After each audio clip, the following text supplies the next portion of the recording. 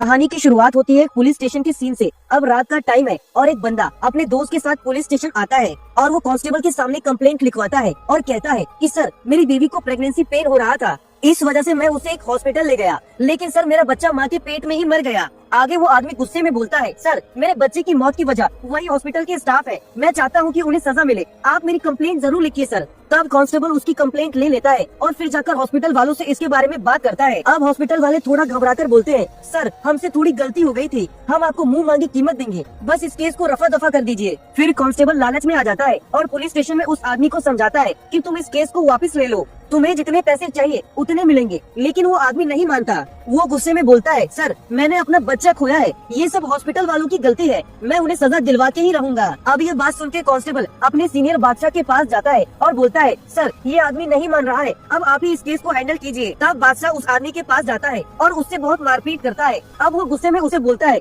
चुपचाप केस वापस ले लो, क्या तुम पैसों के बदले कंप्लेंट वापस नहीं ले सकते। खैर अब मारपीट की वजह से वो बंदा बहुत जख्मी हो जाता है। तब कांस्टेबल उसे हॉस्पिटल ले जाते हैं। अब सीनियर कांस्टेबल बादशाह के पास जाता है और कहता है, अरे बादशाह तुमने ये क्या कर दिया, अगर उस आदमी की मौत हो गई तो बहुत बड़ा कांड हो जाएगा। इस पर बादशाह चिल्लाता है और बोलता है, अगर वो मर भी गया तो उसे मरने दो, ये जंगल का इलाका है, कहीं भी दफना देंगे। अब सीन चेंज होता है। अगले सीन में गौतम नाम के आदमी को दिखाया जाता है जो कार ड्राइव करते हुए कहीं जा रहा होता है। तभी उसकी माँ का फोन आता है और वो उससे पूछती है, अरे तुम अभी तक घर वापस क्यों नहीं आए। इस पर गौतम हकलाते हुए बोलता है, माँ मैं रास्ते में हूँ, अभी आता हूँ। और इस तरह हमें एक बात पता चलती है कि जब भी गौतम टेंशन में होता है तो वो हकलाने लगता है। अब इधर उसकी माँ भी ये चीज ऑब्जर्व करती है और उससे पूछती है, बेटा किस बात की टेंशन है तुमको। तब गौतम बोलता है, नहीं माँ कोई टेंशन नहीं है, और जल्दी से फोन काट देता है। अब उसका एक फ्रेंड गौतम को कॉल करता है और उसे इनवाइट करता है। वो बोलता है, अरे यार सारे दोस्त हमारे आ गए हैं और बियर भी आ गई है, पर तुम कहाँ हो। गौतम हकलाते हुए जवाब देता है, मुझे आने में थोड़ा टाइम लगेगा। तब उसका फ्रेंड भी उससे पूछता है, तुम टेंशन में क्यों हो। गौतम फिर बोलता है, नहीं यार बस दूसरी जगह काम पर आया हूँ, और फिर फोन काट देता है। इस तरह से जब गौतम अपनी कार में जा रहा होता है तभी अचानक एक बाइक वाला अचानक से उसकी कार के सामने आ जाता है और उस आदमी का एक्सीडेंट हो जाता है। अब घबराया हुआ गौतम अपनी कार से उतरकर उस आदमी के पास जाता है उसे देखने के लिए। फिर गौतम को पता चलता है कि बाइक वाले आदमी की मौत हो गई है। ये देखकर गौतम और ज्यादा घबरा जाता है। अब वो उस आदमी की बाइक को फेंक देता है और उसकी डेड बॉडी को अपनी कार की डिक्की में रख लेता है। फिर वो सोचता है कि वो किसी सुनसान जगह जाके उस बॉडी को फेंक देगा या दफना देगा। इसी दौरान उस आदमी की चप्पल वहीं गिर जाती है, पर गौतम इस बात को नोटिस नहीं करता और वहाँ से निकल जाता है। अब फाइनली गौतम एक सुनसान जगह पर अपनी कार रोकता है और अपनी कार की डिक्की ओपन करने की कोशिश करता है, लेकिन उसकी डिक्की खुलती ही नहीं है। तभी एक आदमी वहाँ आता है और गौतम से एक माचिस मांगता है। गौतम उस आदमी को माचिस दे देता है। अब वो आदमी गौतम के शर्ट पर लगे खून के धब्बों को देख लेता है और पूछता है, क्या हुआ। इस पर गौतम बोलता है, कुछ नहीं, बस एक छोटा सा एक्सीडेंट हो गया है। लेकिन वो आदमी फिर भी गौतम को शक की नजर से देखता है। अब गौतम टेंशन में बोलता है, मैंने बस टॉयलेट करने के लिए अपनी कार यहाँ रोकी थी, और इसके बाद गौतम वहाँ से निकल जाता है। अब इधर दूसरी तरफ बादशाह और कांस्टेबल कुछ गाड़ियों की चेकिंग कर रहे होते हैं। फिर जब गौतम अपनी कार लेकर एक जगह पहुँचता है तो दूर से ही पुलिस वालों को देखकर अपनी कार रोक लेता है। तभी वो अपनी शर्ट चेंज करता है क्योंकि जो शर्ट उसने पहनी थी उसमें खून के धब्बे थे। अब वो जल्दी से अपनी कार लेकर बिना रुके वहाँ से निकल जाता है। पुलिस वाले ये सब देख लेते हैं और तुरंत बाकी पुलिस ऑफिसर्स को इन्फॉर्म करते हैं, एक पीली कार आगे आने वाली है, उसको रोक दो। अब जैसे ही मैसेज मिलता है बादशाह और कांस्टेबल आगे उसी की कार का इंतजार करते हैं। फिर जब गौतम बादशाह के पास ड्राइव करते हुए आता है तो बादशाह और कांस्टेबल उसकी कार को रोक लेते हैं। अब गौतम दारू पीने का नाटक करता है और बोलता है, सर मैंने दारू पी है, मुझे कुछ दिखाई नहीं दे रहा, प्लीज मुझे जाने दो। लेकिन गौतम जो कि पहले से ही टेंशन में होता है हकलाने लगता है। बादशाह इस बात पर शक करता है और अपने कांस्टेबल से कहता है, इसकी कार की चेकिंग करो। अब जैसे ही कांस्टेबल गौतम की कार की डिक्की ओपन करने ही वाला होता है, गौतम उसे रोकने के लिए बादशाह को एक थप्पड़ मार देता है। इसमें बादशाह बहुत गुस्से में आ जाता है। वो गौतम और उसकी कार को पुलिस स्टेशन ले जाता है। स्टेशन पहुंचते ही बादशाह गौतम को बहुत बेरहमी से मारने लगता है। तभी सारे पुलिस ऑफिसर्स बादशाह को रोकने लगते हैं। सीनियर ऑफिसर भी बादशाह को डांटते हुए बोलता है, बादशाह तुम्हें अपने गुस्से पे कंट्रोल करना पड़ेगा, अभी थोड़ी देर पहले ही तुमने एक आदमी को मारा है। खैर इसके बाद बादशाह सोचता है कि अब वो गौतम को किसी न किसी केस में फंसा कर ही रहेगा, क्योंकि उसे गौतम से बदला लेना था। अब वो अपने कांस्टेबल से बोलता है, स्टेशन में जो ड्रग्स है वो गौतम की गाड़ी में रख दो। लेकिन तभी सीनियर कांस्टेबल वहाँ आकर बादशाह को रोकता है और बोलता है, ऐसा मत करो, अगर स्टेशन में कोई प्रॉब्लम हुई तो ऐसा हमें ही डांटेगा, तुम्हें अपना गुस्सा कंट्रोल करना पड़ेगा, मासूम लोगों को फंसाने से हमारे लिए प्रॉब्लम ही होगी। अब उसी वक्त एसआई नागराज का फोन आता है और वो बोलता है, एक जगह पर एक लड़की की डेड बॉडी मिली है, तुम लोग तुरंत यहाँ आ जाओ। अब बादशाह और कुछ कांस्टेबल उस एरिया में पहुँचते हैं और सच में वहाँ एक डेड बॉडी होती है। और किसी ने उस लड़की को बड़ी बेरहमी से मार दिया था। अब नागराज वहाँ आकर डिटेल्स पूछता है तो कांस्टेबल कहता है, सर इस लड़की की बैग में एक आईडी मिली है, इसका नाम निवेता है, लेकिन बैग में इसका फोन नहीं है, शायद फोन किसी चोर ने ले लिया होगा। नागराज तुरंत बोलता है, सारे सीसीटीवी फुटेज चेक करो, वो बंदा इसी रास्ते से निकला होगा। खैर इसके बाद ऐसा ही नागराज वापस पुलिस स्टेशन आता है। अब वो गौतम को देखता है और कांस्टेबल से पूछता है, ये कौन है? कांस्टेबल बोलता है, सर इसी बंदे ने बादशाह सर को एक थप्पड़ मारा था, इसलिए बादशाह सर ने इसे यहाँ बैठा दिया है। अब ये सुनकर नागराज मुस्कुराता है और गौतम से कहता है, बेंच पर बैठ जाओ। ये बात बादशाह को बिल्कुल अच्छी नहीं लगती, लेकिन वो कुछ बोल नहीं पाता क्योंकि वो नागराज का जूनियर था। हालांकि हमें यह एक बात पता चलती है कि बादशाह और नागराज एक दूसरे को पसंद नहीं करते थे। इधर एसपी नागराज से बोलता है, कल सुबह तक इस लड़की के मर्डरर को पकड़ लो, वरना हमारे स्टेशन की इज्जत मिट्टी में मिल जाएगी और मीडिया को भी ये बात पता चल जाएगी। इस पर वो कॉन्फिडेंटली जवाब देता है, सर मैं 24 घंटे के अंदर इस केस को सॉल्व करके ही रहूंगा, आप चिंता मत कीजिए। अब थोड़ी देर बाद पुलिस वाले निवेता के माँ बाप को पुलिस स्टेशन बुलवाते हैं क्योंकि उन्हें ये बात पता चल गई थी कि निवेता अपने घर में नहीं बल्कि अपने माँ बाप से अलग एक किराए के घर में रह रही थी। साथ ही नागराज रास्ते में पड़ने वाले सीसीटीवी फुटेज को चेक करने के लिए कांस्टेबल को बोलता है और एरिया के लोकल गुंडों से पूछताछ करने के लिए भी कहता है। थोड़ी देर बाद निवेता के माँ बाप पुलिस स्टेशन पहुँचते हैं, लेकिन उन्हें अभी ये नहीं बताया जाता कि उनकी बेटी के साथ क्या हुआ। इसी दौरान एक अजीब चीज होती है। जैसे ही गौतम निवेता के माँ बाप को देखता है, वो चुपचाप उठकर पीछे के रास्ते से पुलिस स्टेशन के बाहर निकल जाता है। इधर पुलिस निवेता के माँ बाप से अलग अलग सवाल करती है, जैसे वो घर के बाहर क्यों रह रही थी। इस पर निवेता के माँ बाप जवाब देते हैं कि हमने इतनी मेहनत से उसे पढ़ाया लिखाया ताकि वो अच्छी नौकरी कर सके, लेकिन उसने समाज सेवा का रास्ता चुन लिया। फिर उसका पिता बताता है कि निवेता छोटे और गरीब बच्चों को ट्यूशन देने लगी थी। इस बात पर मैंने उस पर हाथ उठा दिया और वो वहाँ से चली गई। यहाँ तक कि उसकी माँ उसे लेने भी गई थी, पर वो लौटकर नहीं आई। फिर एक और बात सामने आती है, जब निवेता को ये पता चलता है कि कुछ बच्चों के पास पैसे न होने के कारण वो उसके घर पढ़ने नहीं आ सकते, तो उसने अपने कंगन बेचकर 10 मोबाइल फोन्स खरीदे और उन फोन्स को उन बच्चों में बांट दिया ताकि वो उन्हें ऑनलाइन पढ़ा सके। अब इधर निवेता के माँ बाप पुलिस से पूछते हैं, ये सब आप हमसे क्यों पूछ रहे हैं? तब पुलिस उन्हें उनकी बेटी के मौत के बारे में बताती है। ये सुनते ही निवेता के माँ बाप वहीं पुलिस स्टेशन में फूट फूट कर रोने लगते हैं। इनकी हालत देखकर नागराज एक कांस्टेबल से कहता है, इन दोनों को घर छोड़ाओ। इसी दौरान बादशाह वहीं पर होता है और वो देखता है कि गौतम वहाँ नहीं है।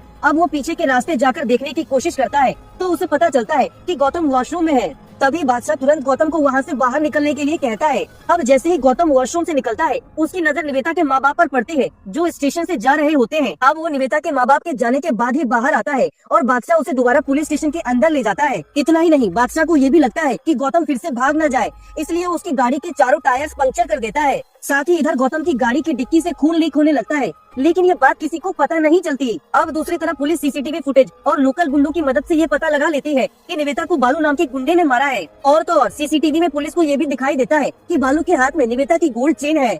इसी दौरान एक और ट्विस्ट आता है। हम देखते हैं कि निवेता की गोल्ड चेन गौतम के पास भी होती है और गौतम उस चैन को घूस में देते हुए एक कांस्टेबल से फोन मांगता है, ये कहकर कि बस 2 मिनट कॉल करना है। खैर इधर पुलिस को सीसीटीवी फुटेज में सिर्फ बालू दिखाई देता है, लेकिन वो कहाँ गया ये नहीं दिख पाता। वहाँ एक ही रोड होती है और उसके अलावा और कोई रास्ता नहीं होता। अब पुलिस वाले कंफ्यूज हो जाते हैं कि बालू आखिर गया कहाँ। इसलिए अब 2 कांस्टेबल उसे ढूंढने के लिए निकलते हैं। ढूंढते ढूंढते उन्हें एक चप्पल मिलती है जो वही चप्पल होती है जो बालू की थी। ये वही चप्पल थी जो गौतम से गिर गई थी जब वो बाइक वाले की बॉडी को ले जा रहा था। इसका मतलब ये समझ आता है कि बाइक वाला ही बालू था। अब वो चप्पल पुलिस स्टेशन लाया जाता है और बालू की बीवी और उसके बच्चे को भी बुलाया जाता है। अब जैसे ही चप्पल दिखाई जाती है, बालू का बेटा तुरंत उस चप्पल को पहचान लेता है और कहता है, ये तो मेरे पापा की चप्पल है। अब चप्पल पर खून लगा होता है। बालू की बीवी घबराकर पूछती है, मेरे पति को क्या हुआ? और वो वहीं पुलिस स्टेशन में रोने लगती है। दूसरी तरफ पुलिस को बालू के एक्सीडेंट के निशान मिलते हैं। उन्हें खून और टायर के मार्क्स भी मिलते हैं जो बालू की बाइक और गौतम की कार के होते हैं। अब पुलिस ये बात समझ जाती है कि बालू का एक्सीडेंट किसी कार से हुआ था।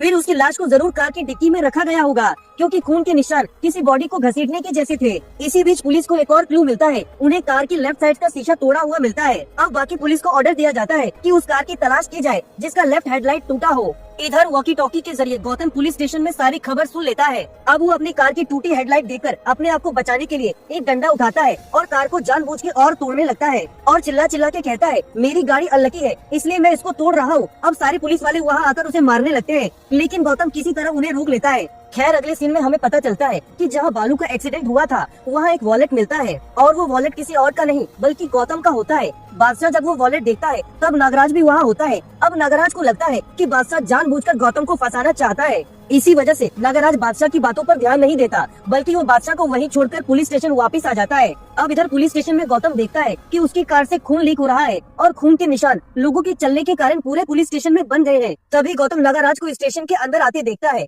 और जल्दी से वहाँ पानी गिरा देता है। फिर वो मिर्गी का दौरा पड़ने का नाटक करता है। गौतम की ये हालत देखकर पुलिस वाले उसे संभालते हैं और इधर जो पानी गिरा था उसकी वजह से सारे खून के निशान साफ हो जाते हैं। अब एक कांस्टेबल बोलता है, इसको छोड़ दो, ये खुद ठीक हो जाएगा। थोड़ी देर बाद गौतम ठीक हो जाता है। जब एक कांस्टेबल पानी साफ कर रही होती है तब उसे थोड़ा सा खून दिखाई देता है, लेकिन गौतम ने इसका भी सॉल्यूशन पहले से ही सोच रखा था। उसने मिर्गी का नाटक करने से पहले अपने पैर को एक कुर्सी की कील में ठोक दिया था, जिससे थोड़ा खून निकल आया था। कांस्टेबल सोचती है कि ये खून गौतम का ही है और वो इस बात को नजरअंदाज कर देती है। इधर नागराज गौतम की हालत देखकर एक कांस्टेबल से बोलता है, इसको छोड़ दो, बादशाह के पागलपन की वजह से हम इसे यहाँ नहीं रख सकते। कांस्टेबल नागराज का ऑर्डर फॉलो करता है, लेकिन वो गौतम से 25,000 की डिमांड भी करता है। अब गौतम के पास कैश नहीं होता, लेकिन उसके पास ऑनलाइन पैसे होते हैं। पर प्रॉब्लम ये थी कि अगर कांस्टेबल ऑनलाइन पैसे लेता तो ये करप्शन सबके सामने आ जाता। इसलिए वो गौतम से बोलता है, एटीएम से जाके कैश निकाल कर लाओ। गौतम तुरंत स्टेशन के बाहर निकलता है, लेकिन देखता है कि उसकी गाड़ी के टायर्स पंक्चर है। अब दूसरा कांस्टेबल बाहर आकर उसे अपनी बाइक देता है। इसके बाद गौतम एटीएम पहुंचता है और वहाँ हमें पता चलता है कि गौतम के पास निवेता का फोन है। गौतम फोन को ऑन करता है और उसमें से कुछ ऑडियो और वीडियोस बादशाह के नंबर पर भेज देता है। इधर बादशाह उन अननोन वीडियोस और ऑडियोस को देखकर हैरान हो जाता है। अब बादशाह तुरंत कांस्टेबल को कॉल करके बुलाता है। इधर निवेता का फोन ट्रैकिंग पर लग चुका होता है। जैसे ही निवेता का फोन ऑन होता है, नागराज को तुरंत इसकी खबर मिल जाती है और उसे पता चलता है कि फोन की लोकेशन पुलिस स्टेशन के आसपास ही है। इसलिए नागराज ट्रेस करते करते फोन के पास जाने लगता है। इसी दौरान उसका सामना गौतम से होता है, जो भागने की बजाय खुद नागराज के पास आता है। खैर, अब ये दोनों पुलिस स्टेशन पहुँचते हैं और नागराज गौतम को हथकड़ी लगाकर एक जगह बांध देता है। इधर वो उसके फोन भी ले लेता है। अब इसके बाद नागराज सबको पुलिस स्टेशन से बाहर जाने के लिए बोलता है और जैसे ही स्टेशन खाली होता है वो गौतम के कार की डिक्की चेक करता है तो उसको वहाँ बालू की लाश मिलती है। अब नागराज अंदर आता है और गौतम से बोलता है, मुझे वो फोन चाहिए जो निवेता का है, मैं तुझे छोड़ दूंगा क्योंकि मुझे पता है कि तूने ही बालू को मारा है। तब गौतम मजबूरी में नागराज को वो फोन दे देता है। फोन मिलते ही नागराज तुरंत एक कांस्टेबल को बुलाता है और उसे लिखने के लिए बोलता है, बालू ने चेन के लिए निवेता को मारा और वहाँ से भागते वक्त एक गाड़ी से टकरा गया जिससे उसकी मौत हो गई और बालू की लाश अभी उस गाड़ी की डिक्की में है जो गाड़ी गौतम की है। अब अपना नाम सुनकर गौतम नागराज से कहता है, आपने तो कहा था कि आप मेरा नाम इस केस से निकाल दोगे। इसके जवाब में नागराज बोलता है, मुझे प्रमोशन चाहिए और गौतम को जेल में बंद कर देता है। फिर सुबह होती है और एंट्री होती है इंस्पेक्टर अर्जुन की, जो नागराज से भी अपर पोजीशन पर होता है। अर्जुन जैसे ही बालू की लाश गौतम की कार की डिक्की में देखता है, वो अपने कांस्टेबल से प्रेस को बुलाने के लिए बोलता है। इसके बाद हम पुलिस स्टेशन के बाहर प्रेस वालों को देखते हैं, जहां अर्जुन केस की डिटेल्स प्रेस को देने वाला होता है। ठीक उस वक्त बादशाह चुपचाप पुलिस स्टेशन के अंदर जाता है और कंप्यूटर पर कुछ चीजें चेक करता है। इधर इसी दौरान अर्जुन प्रेस वालों को बालू की लाश दिखाने जा रहा होता है। तभी अचानक गौतम मौका देखकर वहाँ आता है और एक फोन मीडिया को दिखाता है। वहाँ वो बोलता है, इस फोन में सारे सबूत है, मैंने कुछ नहीं किया। असल में बात ये थी कि बालू के पास निवेता का फोन था। एक्सीडेंट के बाद गौतम ने वो फोन बालू से ले लिया था और अपने फोन में निवेता का वॉलपेपर लगा दिया था ताकि उसका फोन निवेता का लगे। और जब गौतम ने कांस्टेबल को नागराज के कहने पर फोन दिया था, वो उसका खुद का फोन था। जो रिकॉर्डिंग्स गौतम ने बादशाह को भेजी थी, वो रिकॉर्डिंग्स उसने निवेता के फोन से भेजी थी। खैर, अब ये सब जो हो रहा था तब मामला और बिगड़ न जाए, इसलिए अर्जुन वो फोन गौतम से छीन लेता है और नागराज और गौतम दोनों को जेल में डाल देता है। तभी इधर बादशाह वो रिकॉर्डिंग अर्जुन को सुनाता है और निवेता का असली फोन दिखाता है। अब सीन फ्लैशबैक में जाता है। एक दिन निवेता कुछ बच्चों को वीडियो कॉल पर ऑनलाइन पढ़ा रही होती है। इसी दौरान एक गरीब की छोटी बच्ची सड़क के पास कुछ लेने जा रही होती है। तभी नागराज अपनी गाड़ी से नशे में उस बच्ची को ठोक देता है और उसे घसीट कर ले जाता है। इसके बाद बच्ची के माँ बाप आते हैं और नागराज से कहते हैं, आपने मेरी बेटी को मार दिया। तब नागराज उन्हें धमकाता है और बोलता है, तुम्हारी बड़ी बेटी को भी मार दूंगा, इसलिए ये केस बंद कर दो। इधर सारी बात निवेता के फोन में रिकॉर्ड हो चुकी थी क्योंकि वो ऑनलाइन क्लास ले रही थी। खैर, दूसरी तरफ नागराज वहाँ से चला जाता है। इसके बाद निवेता बच्ची के माँ बाप से कहती है, मैं आपको इंसाफ जरूर दिलवाऊंगी। इधर नागराज को निवेता के बारे में पता चल जाता है और वो बालू को बोलता है, तुम निवेता को मार दो। उस वक्त बालू ने नागराज की बात रिकॉर्ड कर ली थी। अब सीन फिर से प्रेजेंट में शिफ्ट होता है। इधर जेल में गौतम नागराज को एक हैरानी वाली बात बताता है, मैंने बालू को जानबूझकर मारा था, मैंने उसे अपनी गाड़ी से ठोक दिया था और उस वक्त बालू मरा नहीं था, लेकिन मैंने उसके सिर पर वार करके उसको मार दिया। और हमें पता चलता है कि गौतम जानबूझकर पुलिस स्टेशन आया था, ये प्रूव करने के लिए कि नागराज और बालू का क्या कनेक्शन है। इधर मीडिया वालों को पुलिस वाले समझाते हैं कि आप लोग गौतम की बात को टेलीकास्ट मत करिए, लेकिन मीडिया वाले फिर भी सारी बातें न्यूज चैनल पर टेलीकास्ट कर देते हैं कि नागराज ने ही लड़की का मर्डर करवाया है। अब इधर अर्जुन का हायर ऑफिसर ये न्यूज देखता है और उसको कॉल करके डांटता है। फिर अर्जुन घबराते हुए बोलता है, सर हमने नागराज को बंद कर दिया है। इधर बादशाह गौतम की हथकड़ी खोल देता है और उसे वहाँ से जाने के लिए बोलता है। अर्जुन भी वहाँ आता है और बोलता है, जो कुछ हुआ तुम भूल जाओ, बाहर जाकर मीडिया वालों से कुछ मत बोलना। अब कहानी की एंडिंग में और बड़े राज खुलते हैं। असल में निवेता और कोई नहीं बल्कि गौतम की बहन थी। जब नागराज निवेता को टॉर्चर कर रहा था तो निवेता सारी बातें अपने भाई गौतम को बताती है और वो कहती है, भैया मैं पुलिस स्टेशन में बड़े ऑफिसर के पास जा रही हूँ, तुम भी मेरे साथ आओ। तभी रात में गौतम अपनी बहन के पास जाता है, वो पीछे गाड़ी में होता है। तभी निवेता उसको कॉल करके बोलती है, भैया कोई मुझे फॉलो कर रहा है, और वीडियो कॉल के थ्रू सब बताती है। लेकिन इसी दौरान बालू निवेता को मार देता है और ये सारी बातें गौतम वीडियो कॉल के थ्रू देख लेता है पर कुछ कर नहीं पाता। तभी गौतम की माँ और उसका फ्रेंड उसको कॉल करते हैं, जो स्टार्टिंग सीन में दिखाया गया था। खैर इधर गौतम सोच लेता है कि बालू उसी रास्ते से आएगा और वो अपनी बहन की माँ का बदला उससे लेकर ही रहेगा। इस तरह वो उसका वेट करता है और जैसे ही बालू वहाँ आता है वो उसको मार देता है और इसी के साथ हमारी कहानी हो जाती है खत्म।